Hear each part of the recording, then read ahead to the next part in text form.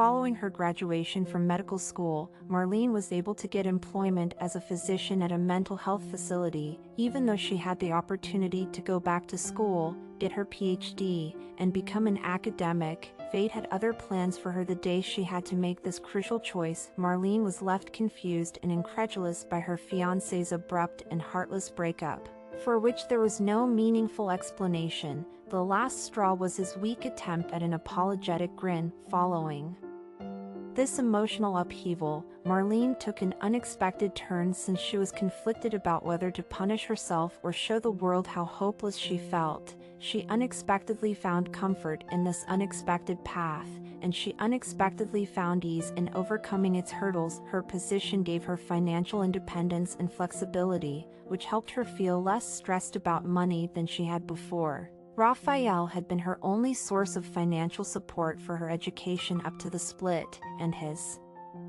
absence made that fact painfully clear. At first, Marlene was overcome with grief. She looked forward to Raphael's repentant calls and his return every evening, hoping above hope that they could make amends. She did not take the extra key to their flat back, instead longing for random meetings with him while she strolled the places they used to walk. Despite her fervent hopes, Marlene's quest to encounter Raphael proved futile. Even their mutual acquaintances remained tight-lipped about his whereabouts. Perhaps at his behest, whispers circulated, painting various portraits of his post-breakup life. Some claimed he had secured employment in another city, while others spun tales of his entanglement with an affluent older woman, allegedly ensnared in her opulent mansion like a captive. Initially tormented by these rumors, Marlene eventually reconciled with her reality, finding solace in the cocoon of introspection, envisioning herself emerging as a resplendent golden-winged butterfly,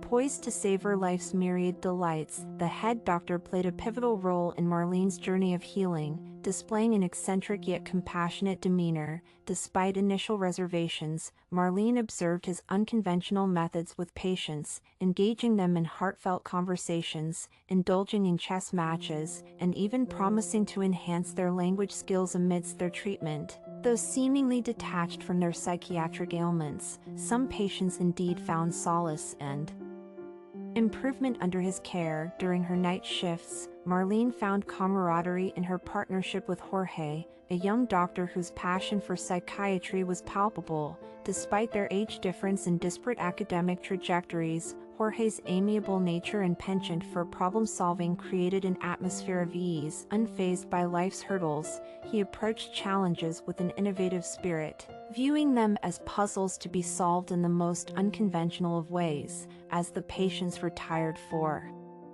the night, Jorge, illuminated by the soft glow of a yellow lamp, delved into his dissertation, occasionally graced with masterful drawings from a particularly talented patient, reminiscent of Leonardo da Vinci's style. The talented artist had a singular bond with Jorge, steadfastly refusing to sketch for anyone but him, despite numerous requests from those feigning insanity to evade legal consequences. The artist reserved his craft solely for Jorge. When Jorge completed his dissertation, anticipation permeated the air, prompting a celebratory coffee break after Marlene administered the evening medications. "My patient's sonatas will be released tomorrow," Jorge declared with a tone full of pride. After 2 months of intensive therapy, Jorge was overjoyed with the patient's improvement. He pointed out that sonatas no longer disliked red and soccer, which was a big change in behavior. Marlene's reply was tinged with concern. "I hope the relapse doesn't occur," Jorge concurred, saying, "It's a crucial success for my dissertation." Marlene was curious about the hospital's reputation, so Jorge told her about the story of the old countess's ghost. However, he alluded to a more profound and enigmatic relationship with a previous patient, a writer named Pablo Rojas. Jorge said, exposing reports that his Parkinson's disease was caused by drunkenness and that he had connections to a government official. Marlene was just as skeptical as Jorge had been at first, but she was intrigued by his belief in the story. "Astonishing," Marlene muttered when she took in the news. "Which ward was he in?" "Uncertain," acknowledged Jorge. "Initially, "I suspected room 112's Pablo, but details remain elusive." Delving into the documents, Marlene verified differences in the writer's identity and age, understanding the difficulties the attending physician experienced while working with politically connected family. Jorge told stories about their mysterious chief physician, describing his odd way of differentiating real mental problems from fakes, including staging sleep in order to see how patients reacted. Jorge acknowledged that it was merely one of many peculiarities. Despite its peculiarity, talk turned to their next patient assignments, and Jorge disclosed that Marlene would be caring for an old man suffering from Alzheimer's, whose admission to the hospital had been arranged by his well-to-do children. His current predicament touched Marlene's heart, when he was formerly a well-known geologist and head of a university department. Jorge thought about leaving the hospital when he finished his PhD, and Marlene wondered about her own future as well, saying she didn't want to leave from her encouraging co-worker. Their discussion drifted off into more profound territory, touching on topics like unfulfilled dreams and how erratic love can be. After Jorge spoke up about having emotions other than just their work-related friendship, they both fell silent while finishing their coffee. Jorge muttered, "I know it's not ideal," dispelling the silent anxiety. Marlene couldn't suppress a sigh when Jorge made his request, though she suspected it was coming. His plea touched her, resonating with her own empathy for the elderly man caught in the web of his children's decisions. Recognizing the potential horrors of the alternative caregivers, she found herself swayed by Jorge's earnest appeal. Jorge's reasoning struck a chord, highlighting the stark contrast between compassionate care and potential neglect or mistreatment under other doctors' hands. His assurance of future opportunities in a research institute added weight to his plea, appealing to Marlene's desire for a meaningful career beyond the hospital's confines. With a nod, Marlene acquiesced, her decision solidified by the assurance of a limited stay at the hospital and the avoidance of night shifts with the notorious maniac Ruro the following day. As Marlene enjoyed her well-deserved day off, Jorge took on the responsibility of initiating the elderly man's treatment, going above and beyond his usual duties. Marlene's absence didn't deter Jorge, who diligently completed the necessary paperwork and reassured the patient's children of Marlene's capabilities and dedication. His praise for her professionalism and compassion resonated with the family, prompting them to express their gratitude through promises of financial compensation, a gesture Marlene accepted with a mix of gratitude and determination to provide the best care possible. Jorge's words hinted at hidden extortion, or perhaps there lingered a flicker of humanity within them, a trait challenging to expunge from the human soul. Despite this, everyone seemed content with the arrangement, except Marlene. She felt a pang of unease regarding the financial aspect, but she deemed it foolish to decline. Rejecting might cast doubt upon whether their father would receive the promised care and attention, potentially prompting the children to seek another doctor. In his final month at the hospital, Jorge attended to a soldier who had attempted suicide by slashing his wrists in a train station restroom. Eager to perform a final act of kindness before departing, Jorge intended to certify the soldier unfit for military service. However, a week before the medical examination, the case was reassigned to Erica Desericho. Erica, contrary to Jorge's intentions, worked diligently to reinstate the soldier to his military unit. Frustrated and embroiled in conflict with Erica, Jorge's departure came sooner than planned. He was unable to communicate effectively with Marlene due to his strained state.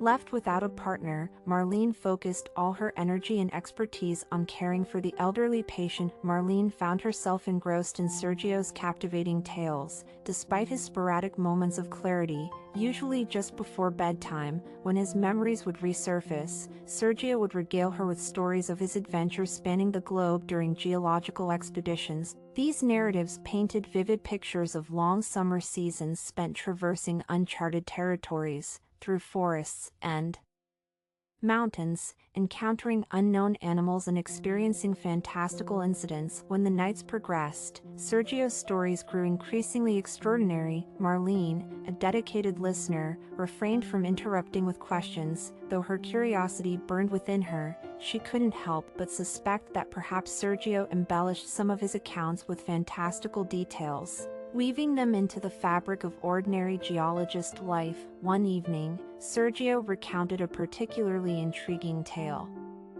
Set in 1974 during an unconventional expedition to Burma, now known as Myanmar. Marlene, have you ever ventured to Myanmar or Thailand? Sergio inquired. No, Sergio, not yet. I was focused on my studies and lacked the means to travel. Marlene responded. Ah, I understand, Sergio replied, launching into his narrative. In the 1970s, international travel was a distant dream for many. However, amidst the backdrop of a civil war ravaging Burma, Marlene found herself drawn into Sergio's account of the perilous expedition. Alongside 3 geologists, 2 government agents silently shadowed their every move. The civil unrest fueled tension, with various factions vying for control amidst the lush jungles and fertile fields. Their mission, to explore jade and ruby resources, coveted not only by the Burmese government but also by criminal syndicates entwined in smuggling operations. In this volatile landscape, where rice fields mingled with opium, profit was the driving force, and danger lurked at every turn. Despite the risks, they pressed on, delving deeper into the heart of the Southeast Asian jungle, where Sergio's tale unfolded with gripping intensity. The chill cut through the air, though the temperature soared to a sweltering 30 degrees Celsius. Relentless rains pelted down incessantly as we arrived at our designated location, pitched our camp, and commenced our work with basic equipment. For 2 days, we scoured the terrain, searching for any trace of crystal formations, yet our efforts yielded no results. Determined to press on, we decided to relocate the camp 10 kilometers to the south. I volunteered to scout the new location beforehand, finding myself surprisingly resilient amidst the adverse weather conditions and abrupt climate changes. With reluctance from the rest of the team to expend unnecessary energy, I set out early one morning to assess the area. By subtle indicators, I confirmed the presence of valuable gemstone deposits. Upon my return to camp that evening, I was met with a scene of chaos and desolation. Tattered tents and scattered embers suggested a sudden upheaval. Shell casings littered the ground, while trampled grass and broken foliage hinted at a frantic escape. My initial assumption was that local rebels had ambushed or chased away my colleagues, leaving me stranded in uncertainty. Huddled in the darkness, shivering without a fire, I clung to hope, praying for their return. But as the night wore on, the desolate silence confirmed my solitude. With no maps or documents remaining in the ravaged tents, and equipment rendered useless, my prospects seemed bleak. Left with only a solitary can of turkey and a hand-drawn map, I resolved to navigate northward, determined to find civilization, all the while avoiding the perilous opium plantations. When the rains finally subsided, the incessant buzzing of mosquitoes replaced them, tormenting me when I trudged onward without respite. By noon, I reached the banks of a wide river, its swift current posing a formidable obstacle. Bereft of swimming skills, a deficiency from childhood I never deemed essential, I opted to follow the river's course to the east. Dusk descended with no sign of bridges, villages, or fellow travelers. Even the wildlife seemed to have fled the desolation. Eventually, the river narrowed, offering a glimmer of hope amidst the desolate landscape. Taking a daring leap of faith, I resolved to cross the river, shedding my clothes and stowing them in a plastic bag. I waded into the cold, murky waters. Before I could even take a step, a sharp cramp seized my leg, causing me to stumble and plunge into the relentless current. Desperately, I thrashed against the water's force, but my efforts proved futile as it swept me further downstream. Around a bend, the river churned with rapids, the rocky terrain looming ominously ahead. Despite the modest 3-meter drop, a collision with a jagged rock rendered me unconscious, my last memories fading into darkness. Upon awakening, disoriented and disheveled, I found myself sheltered within a rustic hut. My head, swathed in bandages, throbbed with pain, but the warmth of a crackling fire enveloped me. Alone in the silent night, my gaze fell upon my dry clothes and a solitary aluminum mug filled with water, struggling to rise. I realized the extent of my injuries. My head injury was grave, and my leg, fractured. Agonizing pain clouded my vision, yet amidst the haze, a figure emerged before me, like an apparition. She sat silently, her presence ethereal yet comforting. Sergio paused, his voice laden with emotion. Not merely a girl, but an angel, he whispered, his eyes betraying a depth of feeling. I had never beheld such beauty, he confessed, his heart torn between duty and desire. Her name, Nuna, rolled off his tongue, her youthful appearance belying her true age of 22, a common trait among the Burmese and Thai women.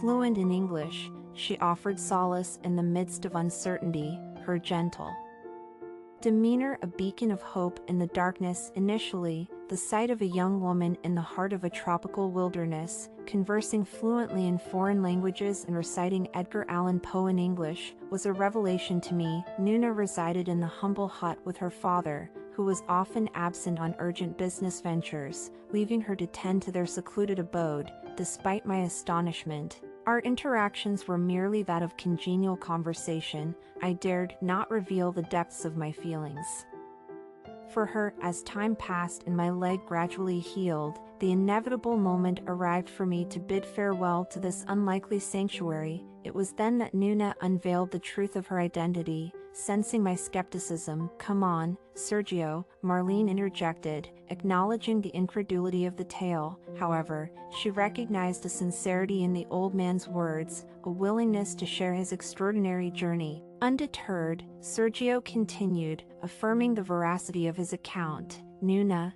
it transpired, was no ordinary girl but a princess hailing from an ancient Burmese lineage, fleeing from the clutches of communist pursuers who sought to claim their lives. Nuna and her father had sought refuge in the wilderness, concealing their noble heritage from prying eyes. Their act of compassion in nursing me back to health, despite the risks involved, spoke volumes of their courage and integrity. In a twist of fate, they entrusted me with their secrets, for they harbored plans to relocate to another land. Laden with their ancestral treasures, amongst these riches lay documents, photographs, and a trove of jewelry, each piece a testament to Nuna's regal heritage. Recalling a poignant moment, Sergio described Nuna's ethereal beauty adorned in resplendent attire, bedecked with jewels fit for a queen. It was a fleeting glimpse into a world of opulence and tradition, juxtaposed against the backdrop of their clandestine existence. I stood there, utterly captivated, feeling as though my heart might burst from my chest as I gazed at her. How could I even entertain the thought of betraying her, of refusing her? Perhaps she sensed my turmoil, for it was that trust in me that seemed unwavering. The following day, they presented me with 2 suitcases, one containing my meager belongings and modest gifts, while the other concealed samples from the area where expedition members had been dispatched. Hidden within the second suitcase was a compartment holding their most precious finds. My task was clear: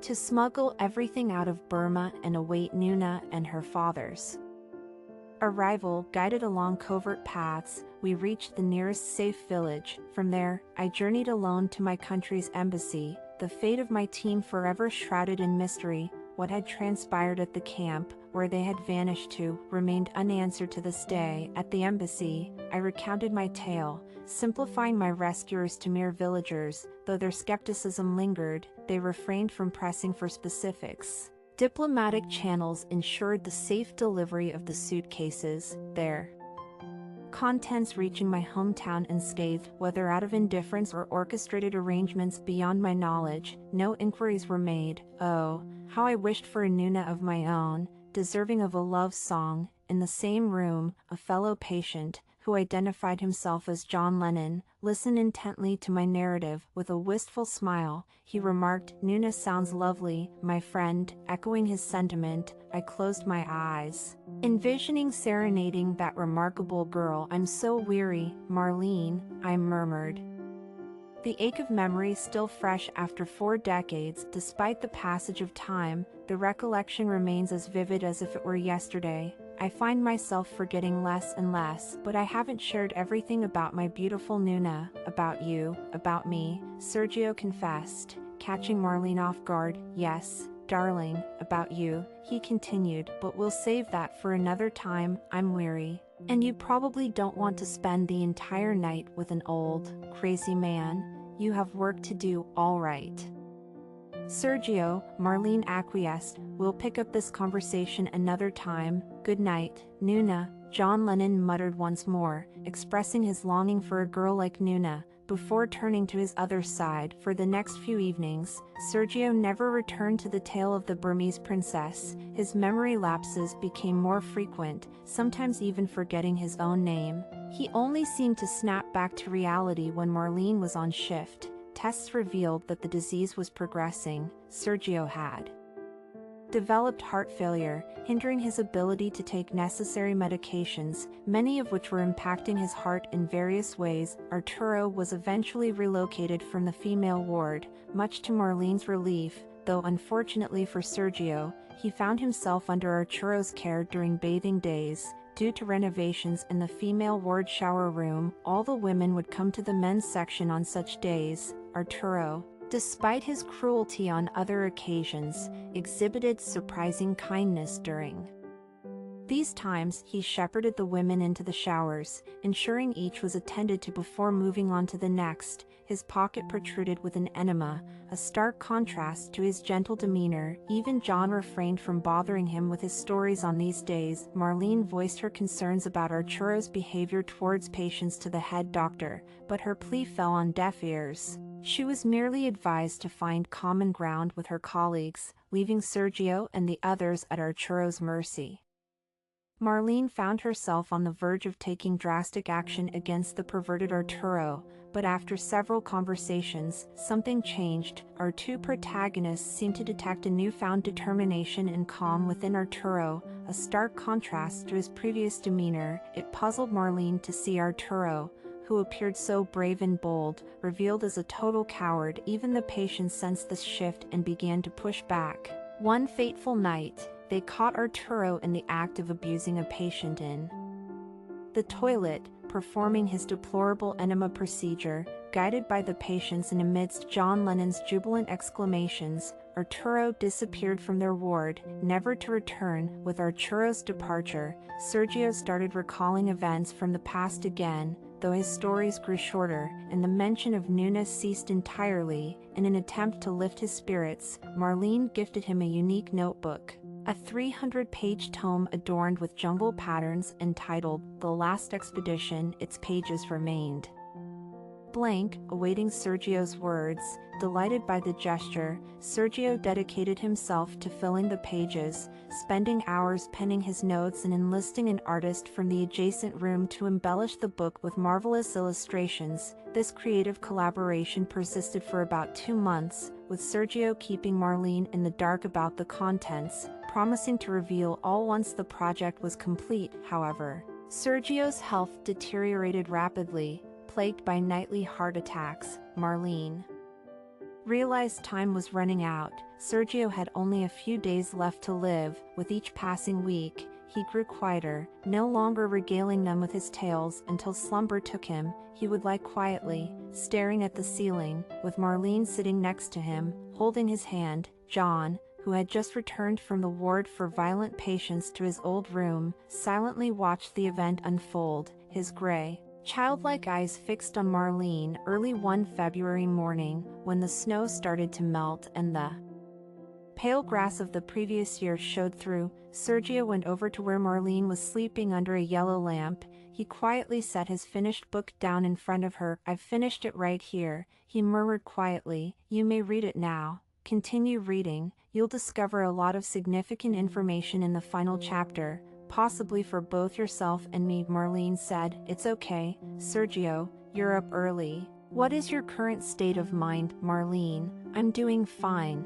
Thanks to you, everything is wonderful now," he said, indicating that she shouldn't resist. "You'll understand everything when you finish reading it." Marlene started reading the first 100 chapters at home, while Sergio personally disclosed some of the anecdotes. Others were brand new revelations. She was enthralled by the artist's stunning paintings, which vividly brought Sergio's descriptions to life. The pages were packed with illustrations of mysterious animals, untamed woodland scenes, and people gathered around campfires while being serenaded by guitars. Among them, Marlene recognized Sergio right away, a youthful but obviously authentic version of himself. In the presence of such brilliance, if a little bit of insanity, Marlene looked forward to her next shift and planned to tell Sergio and the artist how much she appreciated them. But when she got to work, her hopes were shattered. At 4 o'clock that afternoon, she found out Sergio had died.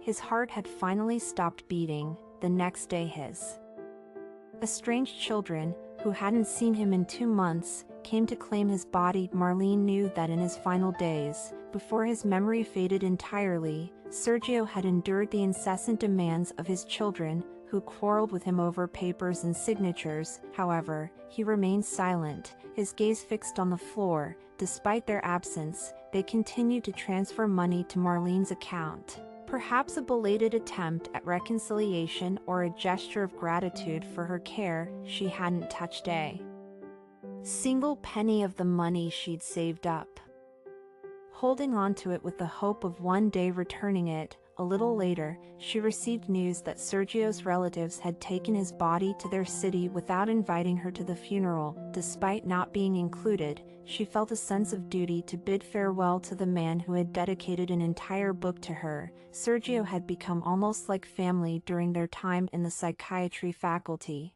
a bond that defied the advice they were given about not getting too attached to patients to avoid the inevitable losses. Only now did Marlene truly understand the wisdom in that advice, but her heart couldn't resist the pull of attachment. Taking a break from her routine, she purchased a ticket to the city and boarded a train on the sunny afternoon of February 25th. The warmth of the day was melting the snow, and the hot sun beat down relentlessly as Marlene's heels sank into the thawing ground. Her attire was ill-suited for both the weather and her somber mood, a reflection of her unpreparedness for the occasion. However, amidst the sadness, her thoughts drifted to Sergio. Still living in her mind, she couldn't help but feel it would have been too cruel for him to linger longer in the desolate hospital they had both known. Sergio, with his vibrant stories and companionship, was a beacon of life in the hospital, but Marlene recognized that it was merely clinging to a fading past, like elusive shadows slipping away week by week.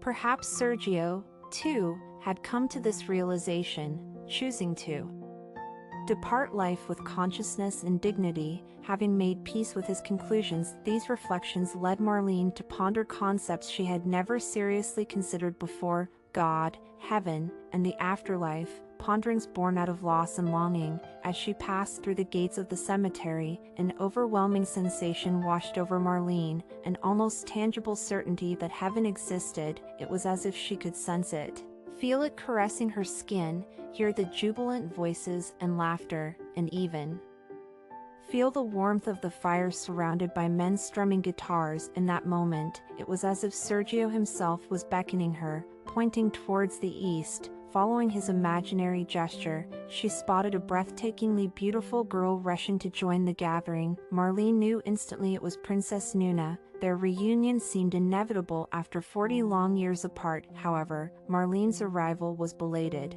The ceremony was already underway, the coffin slowly descending into the earth. However, she found solace in her tardiness. Unwilling to witness Sergio's lifeless form laid to rest, she preferred to hold on to memories of him vibrant and alive. Few mourners had gathered. Sergio's son and daughter, along with a few others, stood solemnly, their backs turned as if hesitant to confront the reality of the moment. Among them, Marlene recognized two faces, despite never having met them in person. They were characters from Sergio's book, their likeness uncannily captured by the artist's hand. The The sight bewildered Marlene. How could these fictional characters manifest before her? A brief exchange between two of the mourners caught Marlene's attention, their gaze lingering on her with a mix of curiosity and surprise. Her confusion deepened when she noticed one of them bore an uncanny resemblance to her ex-boyfriend, Raphael. It was incomprehensible. How could he be here? It was dreamlike. Like though Marlene had entered a world filled with ghosts from her past. She threw a handful of dirt into the casket, looked away, and made eye contact with an old man who had smiled at her before. There was a warning in his look, making her feel uneasy. Today Marlene felt as though she was caught up in a web of mystery, and reality was warped. What? Turning to face the elderly guy who had spoken, Marlene's voice quivered with terror. My condolences. He spoke again, a little louder, and Marlene's head spun in disarray. Had she heard him wrong? Why would he suddenly say such a thing to her? Maybe he believed she had slipped on the snow that was melting. The idea sent her into a tailspin. A spooky shiver went down Marlene's spine the instant her thoughts had shifted to paradise. Determined not to draw attention to herself anymore, she hurriedly dusted the dirt off her hands and headed towards the cemetery exit. Her only reason for being here was to support Sergio.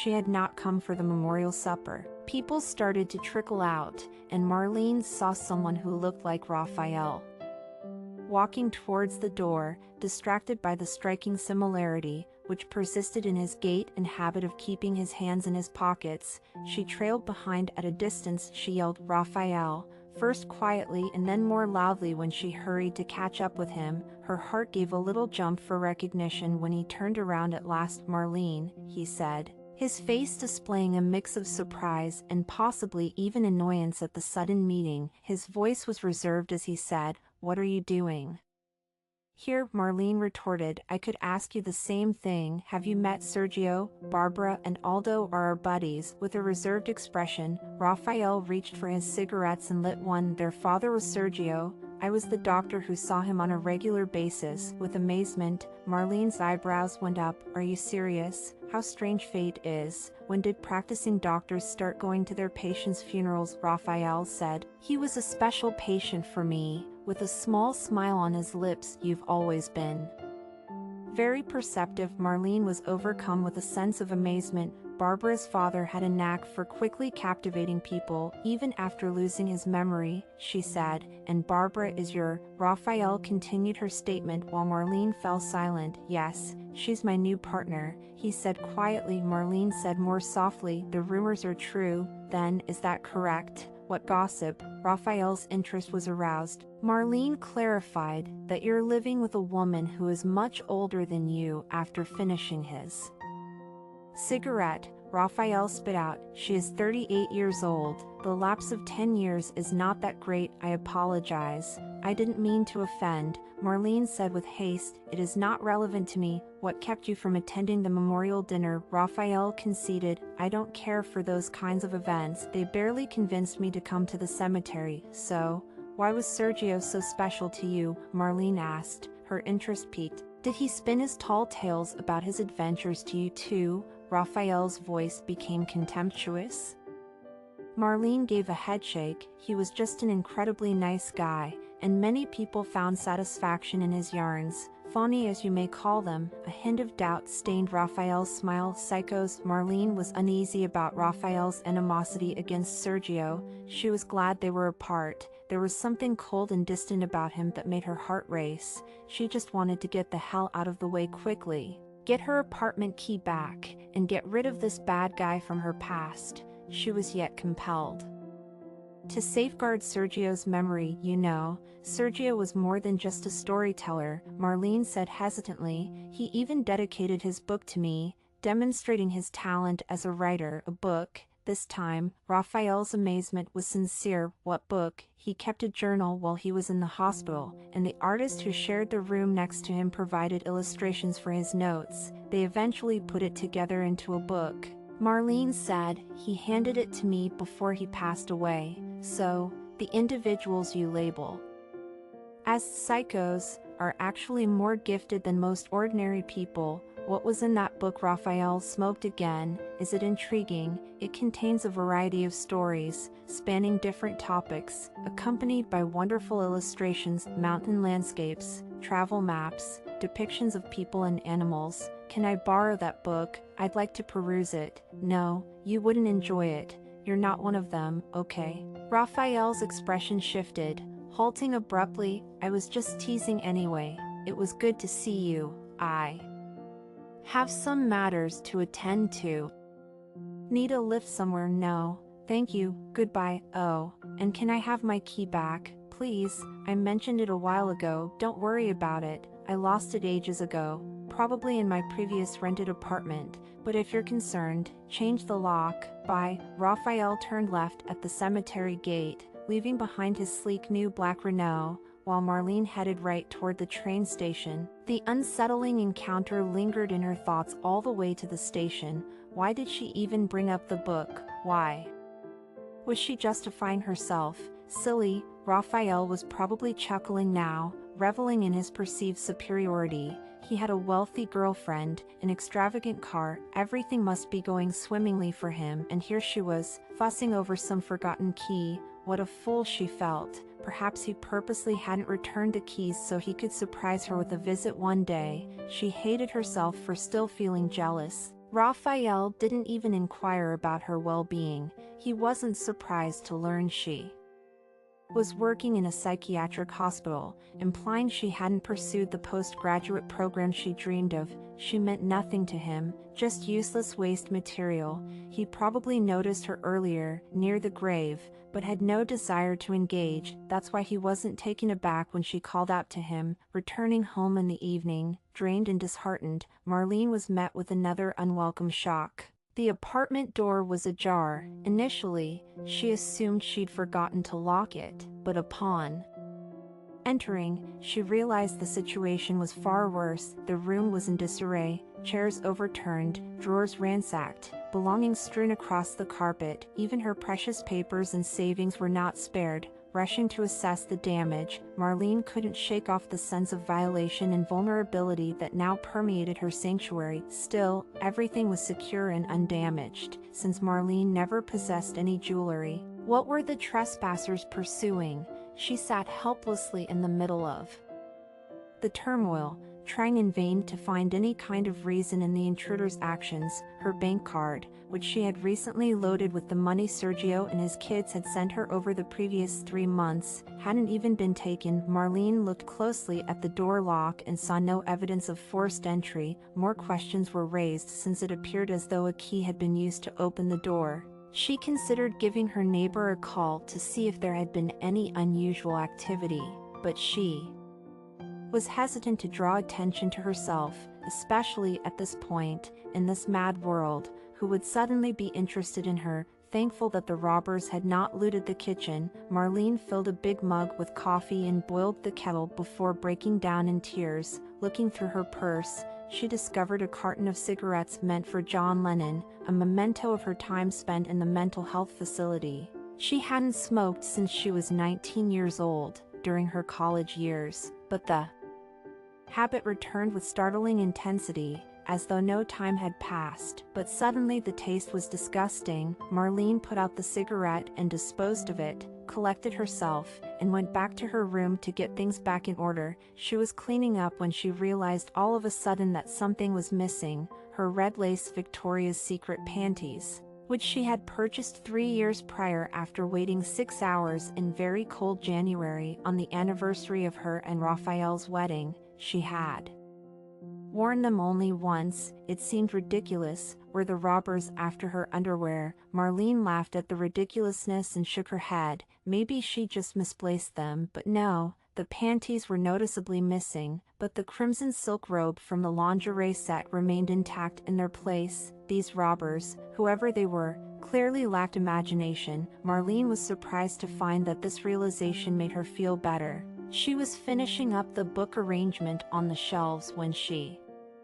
noticed Sergio's journal from their last adventure. When she picked it up, she saw that a picture had fallen out. When Marlene looked at it attentively, she was astounded to see that it was actually her. although much younger and dressed in strange clothes that she had never worn before. Her features, which were inherited from her father and included dark eyes and high cheekbones that are sometimes mistaken for Asian ancestry, remained distinctive even after time had worn the image. Feeling overwhelmed by the revelation, Marlene felt she had to turn to the book's pages for answers. She opened the last chapter Sergio had indicated and started to read. I hoped Nuna and her father would soon knock on my door, but that didn't happen. Over a month of waiting, I went back to work, and things continued on as before. For delivering samples from Burma to the Institute, I was given an additional bonus. About the missing expedition participants, there was no update. My heart was still troubled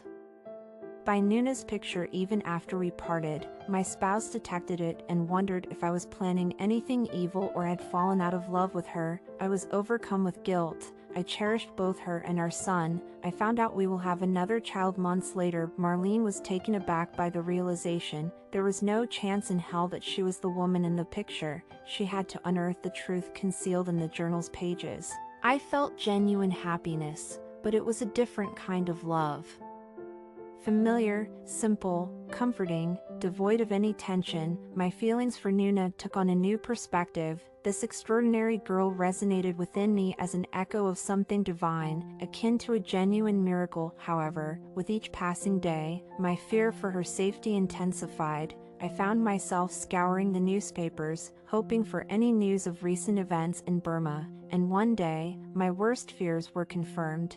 A father and daughter from a noble Burmese family had been captured and brutally murdered by a group hostile to both the government and the communists. Although the news withheld their identities, everything became painfully clear to me. I left for my old summer house, under the pretense of a business trip, and spent the entire day there, consumed by grief-stricken tears for my princess who had met a tragic end. Yet, there lingered a shred of doubt. Perhaps the news pertained to a different family unrelated to Nuna. It was a feeble justification, but it burned within me like a relentless fire. With no idea what to do, I took the jewelry out of its hidden compartment. The papers would be safe at home, but having these treasures around would create issues I was unable to address. When I held the jewelry in my hands, I thought back to the princess and her elegant dance under the tropical sunset. I knew that in order to never have to worry about my bag again, I had to bury the memory of my love deep within my heart and hide the jewelry in the woods.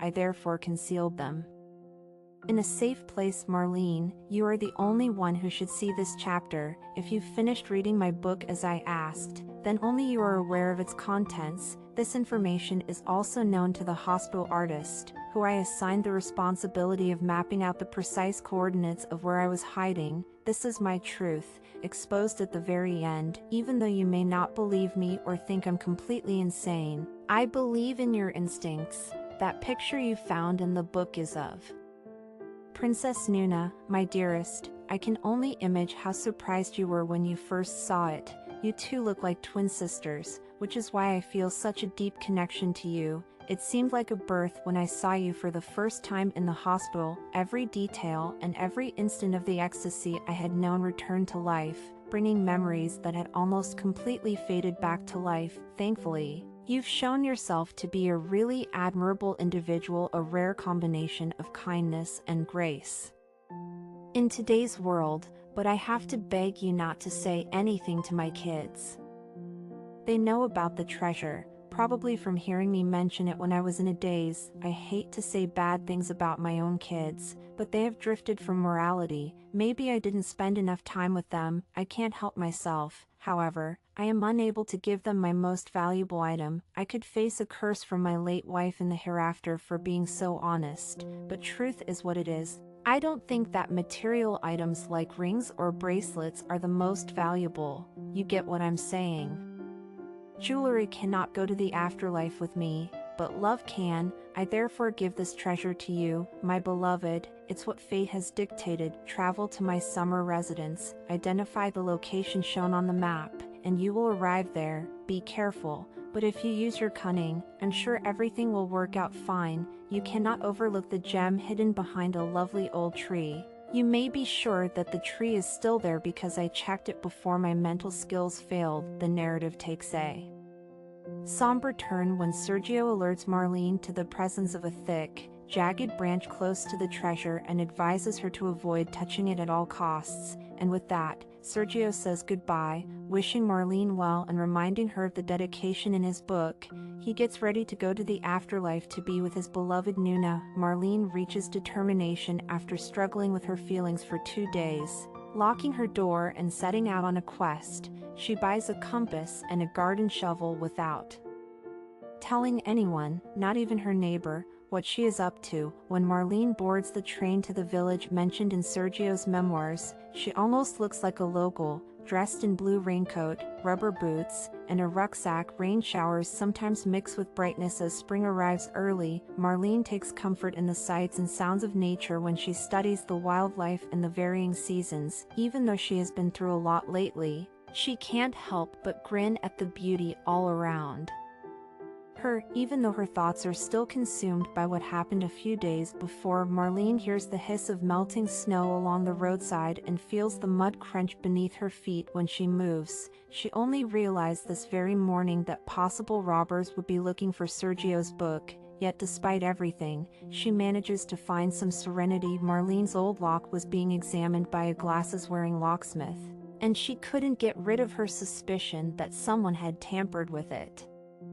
She corroborated her concerns when questioned, speculating that someone with a key or a trained professional may have obtained entry. The locksmith concluded that Raphael was the only one with a key, although Marlene had seen him and the brother and sister in the cemetery the day of the break-in. Marlene recalled hearing the kids quarrel about some papers once, which brought to mind Sergio's remarks regarding the kids' understanding of the treasure. Raphael had even been told about the book by her, but he brushed it off as unrealistic. Still, concerns persisted. How could he be aware of the past of her patient? Everything felt so unlikely. Marlene traveled past a lot of abandoned homes on her way to Sergio's vacation home. Their rundown appearance stood in stark contrast to Sergio's modest-looking residence. After consulting her map and compass, she set out for the forest some 100 meters from the home. She walked for an additional 200 meters into the forest until she reached her target. Since the unspoilt terrain made it easier, a tiny clearing with low shrubs and water droplets sparkling in the sun was in front of her eyes. Not far from the trunk of a large oak tree, where Marlene had noticed the unique driftwood in the book, stood a big anthill guarding the area. She started to dig, certain that she was in the proper area, her heart racing with excitement. Marlene's shovel hit a hard object as she dug more into the soft, moist soil. She threw away the instrument and used her hands to verify Sergio was telling the truth. The wealth was real. A wooden chest covered with cloth and plastic was found inside the box. Lifting the lid, Marlene was temporarily blinded by the sunlight reflecting off the diamonds inside. An abundance of grandeur and history emanated from the gleaming gold chains, earrings, necklaces, bracelets, and rings. Marlene was aware of the jewelry's enormous worth in terms of both its extensive history and monetary value. Marlene never considered selling the jewels, even after Sergio left them. Rather, her thoughts shifted to their legitimate successors, who might be living in Burma. Deep in thought, Marlene stood planted in the hole, afraid to move her hand from the vibrant stones, until a voice broke her daze. She looked up to find Raphael standing there unexpectedly. She asked, clearly surprised. You, her voice colored with indignation. I knew you were the one who broke into my apartment, she charged. Raphael grinned. You made the correct decision by admitting it. Give me the box now, and I'll go discreetly. Marlene became more determined. She retorted, her resolve shocking even herself. Go to hell, you bastard. Raphael grinned more and raised a gun. You will not be allowed to count to 3. This is not a film, he mocked. No one will ever discover you if I bury you here. No one knows where you went this morning, and you don't have any pals. Marlene's eyes filled with tears, with the sight of an ostentatious criminal and the threat of a gun make Sergio's requests and her own convictions seem insignificant. If she lived, could she change the story in any way? It didn't seem likely legally. She had no blood ties to Sergio, leaving her with no legitimate claim. In fact, her position as Sergio's attending physician could incriminate her, raising suspicions of ulterior motives. Now, facing the grim prospect of Sergio's family selling off valuable heirlooms and historical documents, Mar felt a surge of injustice. The prospect of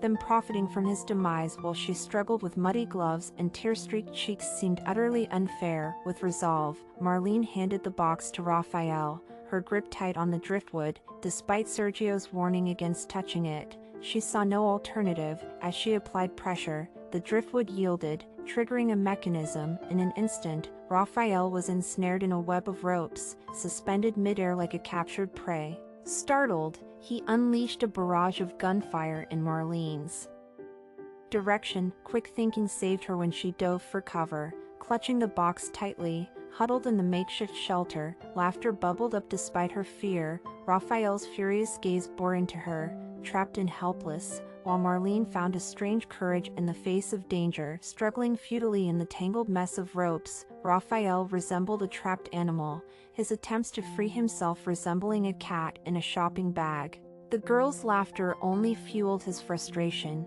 "Your gun isn't even real," she taunted amidst her giggles. "But I'll finish you off anyway," Raphael retorted with a snarl. "You'd better free me," he demanded, desperation creeping into his voice. "And we can work together. Try to save yourself first." Disregarding his entreaties, Marlene silently emerged from the pit, placing the shovel down and stashing the box in her bag. "Where are you going?" A pitiful whine rippled across Raphael's voice. "This is no joke, Marlene." Threats from Raphael rang out, but she did not budge. With a menacing tone, he went on, "Do you even realize what kind of people you're messing with? We're not going to let this go." "What kind of people am I messing with, Raphael?" There was a tinge of disdain in Marlene's voice. "Sergio's children probably don't even know about your little scheme to snatch the map for yourself. What's the difference?" Raphael didn't give up. "I'm not avaricious. I'll let them know about it. Enough is available for everyone." Marlene scornfully turned down his offer. "Go ring up your